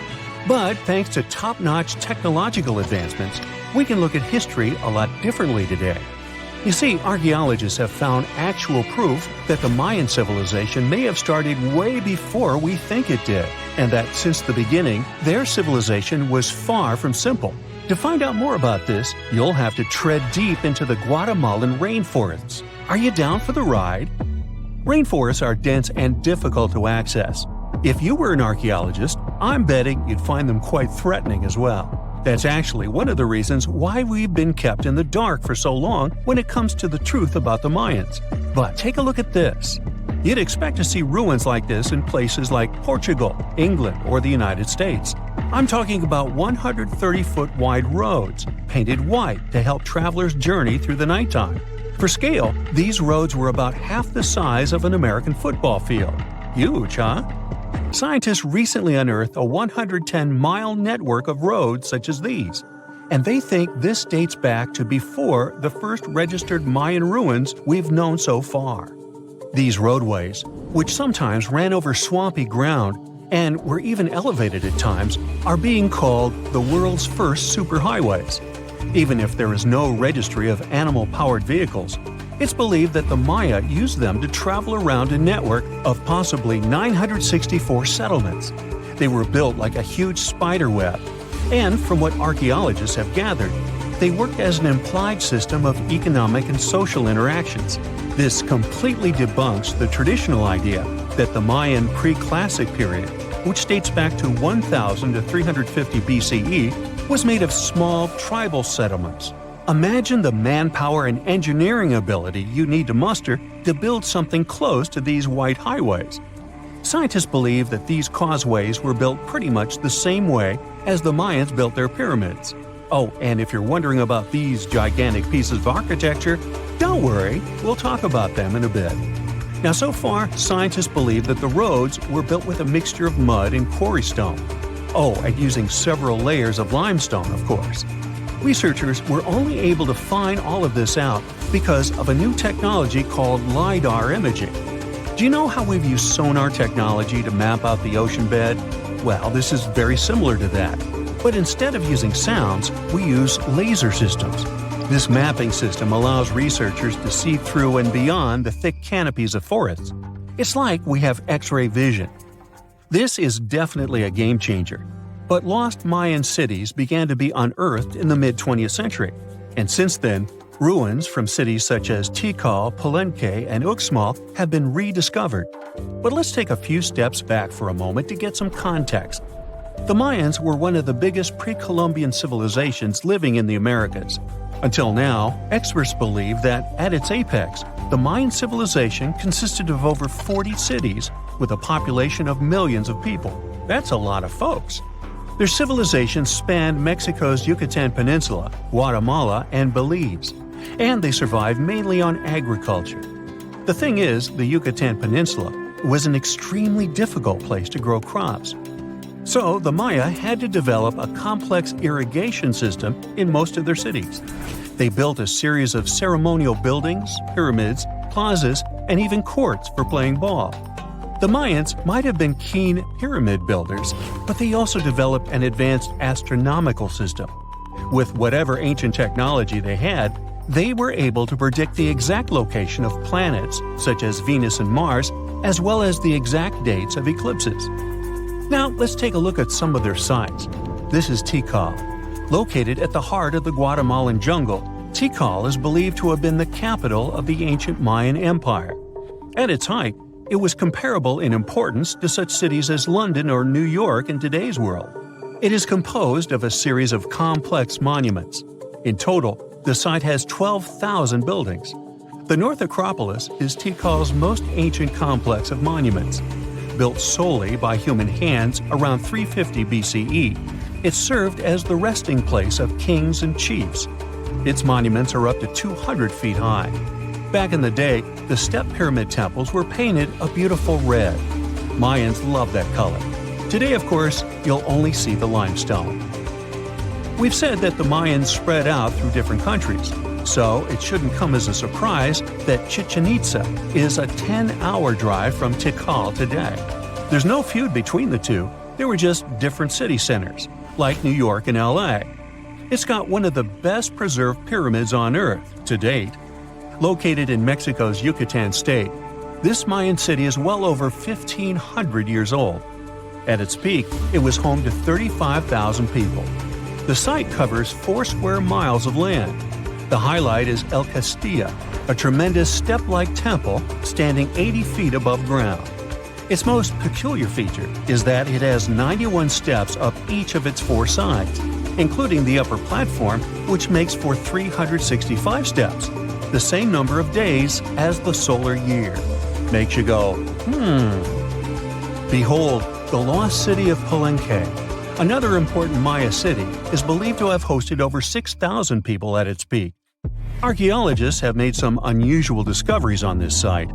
The most eccentric of them all makes us think of Indiana Jones and the Tomb Raider. One of the buildings in Palenque is believed to be the final resting place of the Red Queen of Palenque. She was believed to be the grandmother of the last Mayan king. In her honor, a huge monument was built to keep her body after her passing. The discovery of the tomb itself was already thrilling. Archaeologists found an ancient monument when digging at the site back in 1994. The first they saw was a room with a hidden door. Once they opened the door, they discovered an 8-foot-long corridor. At the end of this corridor was the queen's chamber, and inside was the mummy of the queen herself. They found her to be accompanied by her pearls, jade shells, and expensive rocks. But as the team explored the remains, they saw something strange. The room was filled with a red-colored powder. Researchers knew that the color red was important to the Mayan people, but they didn't understand why the queen was buried with this unknown substance. They took a sample back with them for further analysis and discovered that the red powder was cinnabar, a very dangerous mineral. This powder, when inhaled, can cause severe health damage to a person. The team concluded that this could only be a trap for anyone trying to steal her riches. Talk about curses, huh? One thing that has always troubled researchers is the lack of evidence on the decline of this almighty empire. What could have been the cause of their demise? Was it a drought? Some disease? New research in 2017 did shed some light on this issue. Using data from a site called Ciabal, located southwest of Tikal, scientists analyzed radiocarbon data from ceramics and archaeological excavations to extract new information about the unexpected passing of this great civilization. The information shows that instead of a sudden collapse, the Mayans most likely fell in waves of social instability and political crises. These events are believed to have deteriorated Mayan city centers and began causing the dispersion of the Mayan population. So, what's your take on the end of this story?